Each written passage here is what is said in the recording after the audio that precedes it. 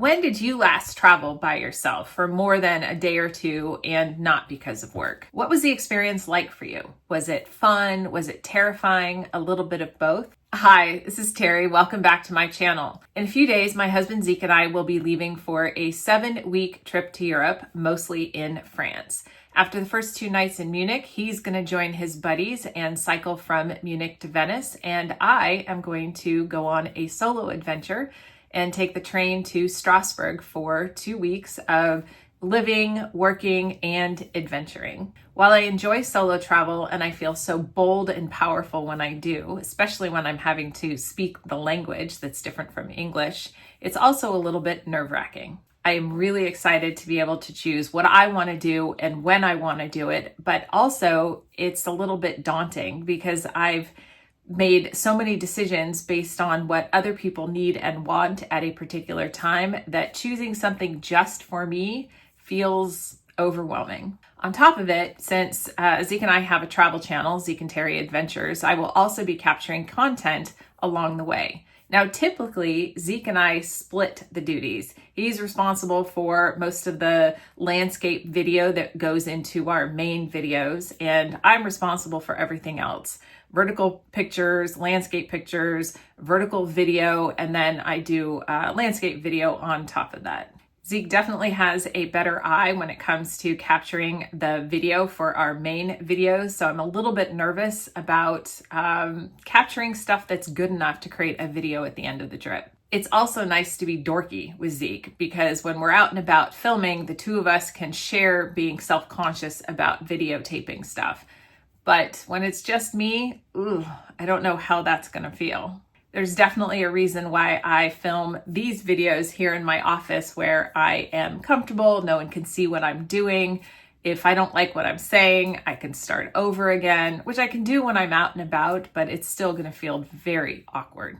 Someone recently asked if I knew anybody in Strasbourg and why I chose Strasbourg for my 2-week solo adventure. And no, I don't know anybody in Strasbourg. I've never been there. I've never been to the Alsace region, so I'm really excited to check it out. I have friends in Paris, Tours, Dieppe, and in Nice, but no one in the northeastern region of France. So why Strasbourg? Well, it was really a logistics decision. I did a bunch of research and Strasbourg kept coming up. And after watching a few videos and doing some research, I absolutely could not resist going there. Since I will be working in Strasbourg, and even though I verified that there's good Wi-Fi at the apartment that I rented, I have found a co-working space a few blocks away from the apartment. I think it'll be really good for me to get out and to meet people. And I think being at a co-working space will give me the opportunity to do so. I've also made sure that the apartment has a good kitchen because I want to make sure that I'm starting my day off right with a good breakfast and then maybe lunch at the apartment.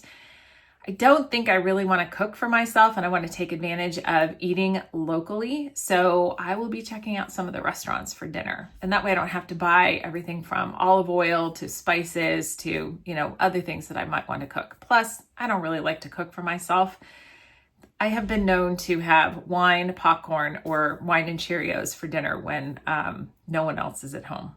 Not necessarily the healthiest thing, but I am looking forward to shopping at some of the local produce places, the boulangeries, the patisseries, because even though I have been on Zepbound and I'm down 18 pounds over the summer, I don't really care about losing more on this trip, but I do want to feel good and maintain my healthy eating and exercise habits. Speaking of exercise, I did find a couple of gyms that are close to the apartment as well as a yoga place. And my friend Stacy gave me a trial pass to ClassPass so I can go ahead and check out some places that are available through ClassPass.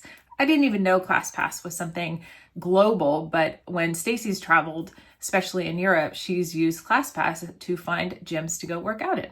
So I'm looking forward to trying that out. My knee surgery is scheduled for December 15th right now, and I want to make sure that I'm continuing with my prehab in order to make that recovery process a lot easier. I am terrified at this point. Last week, I did some research on some day trips from Strasbourg and have identified a couple: Colmar, Basel, Switzerland, Metz, Nancy, but Nancy looks like it's going to be a 2-day trip, so I will be spending the night there.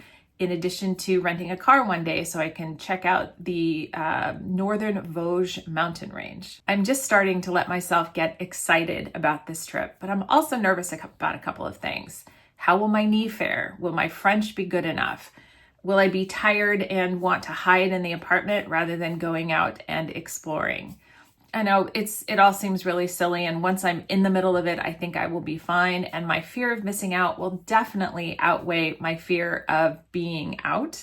So I think it will be fine, but as with any trip, there's always the balance or the tension between the excitement and the nerves. How is it gonna go? But now I actually have to think about packing. Since I've lost weight over the summer, I am not sure if my normal travel clothes are going to fit. So at some point I'm gonna have to try everything on today, and then maybe make a quick stop at my friend Cedere's shop, Ray Ray's here in Redwood City. Unfortunately, she is sick, as is her mom, but she has offered to give me a key to her shop along with a code so that I can go in and maybe pick out a few items or two. She also offered to FaceTime me while I was doing my shopping so she can offer her professional opinion to help with my fabulous wardrobe. What else am I excited about? I get to go to as many churches and museums and historical places that I want to. I get to do it at my own pace. Of course, I'll be recording content, so I'll be going kind of back and forth, but being able to go through a museum and focus on what I want without the constraints of what other people are wanting to see, not wanting to see, I am really excited about that. I'm also looking to have time alone. Zeke and I have spent so much time together over the last 6 months that, we almost don't have anything to talk about besides our Zeke and Terri Adventures channel. And that's getting a little bit old. So with him off for 2 weeks with his experience and me off for 2 weeks with mine, we can definitely live up to our tagline, navigating our lives and the world mostly together. I really do think women need to do solo trips. It's so good for our confidence. It's so good for just general experience, especially midlife women. A lot of us have put other people's needs first, and it really is time in midlife to choose us first. As I mentioned, it can be a scary thing, but I really love the quote, which I think is attributed to a guy, which is, what if it goes wrong? And it's like, well, honey, what if it goes right? And this is going to be my mantra for the 2 weeks. What if it goes swimmingly? What if everything goes exactly the way it's supposed to?